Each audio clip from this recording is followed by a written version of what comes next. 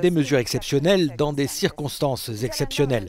Le gouvernement italien a annoncé que les paiements des prêts hypothécaires vont être suspendus pour atténuer les conséquences des restrictions imposées à l'échelle nationale dans la troisième économie de la zone euro.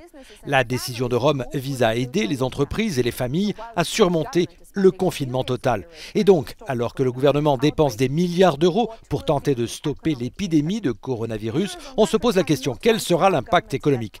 Les pays de la zone euro ne sont pas censés avoir des dettes publiques supérieures à 60% de leur PIB. En Italie, la dette publique représente déjà 134% du PIB. On retrouve désormais Salvatore Falco du service italien d'Euronews.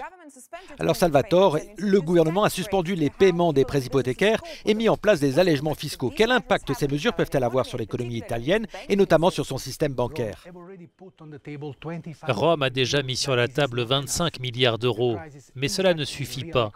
La crise impacte l'économie réelle. Le système bancaire italien sera bientôt mis sous pression, malgré les améliorations apportées ces dernières années sur les prêts non performants.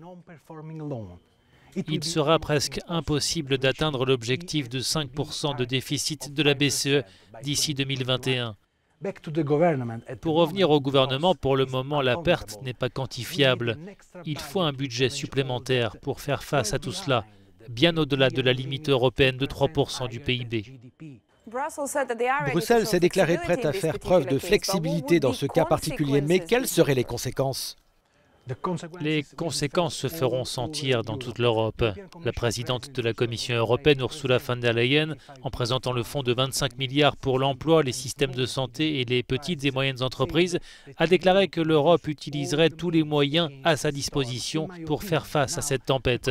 À mon sens, la Commission aura désormais la même approche qu'elle avait eue pour la France lors des manifestations des Gilets jaunes. Mais il ne s'agit pas seulement de dépenses publiques. J'aimerais vous faire part de cette belle histoire sur les Italiens qui sont actuellement en quarantaine. La plateforme de financement participatif GoFundMe rapporte que les Italiens ont rassemblé plus de 3,5 millions d'euros pour aider leurs hôpitaux. Encore plus d'argent a été recueilli grâce à différentes campagnes pour aider ceux qui sont au cœur de l'épidémie de coronavirus.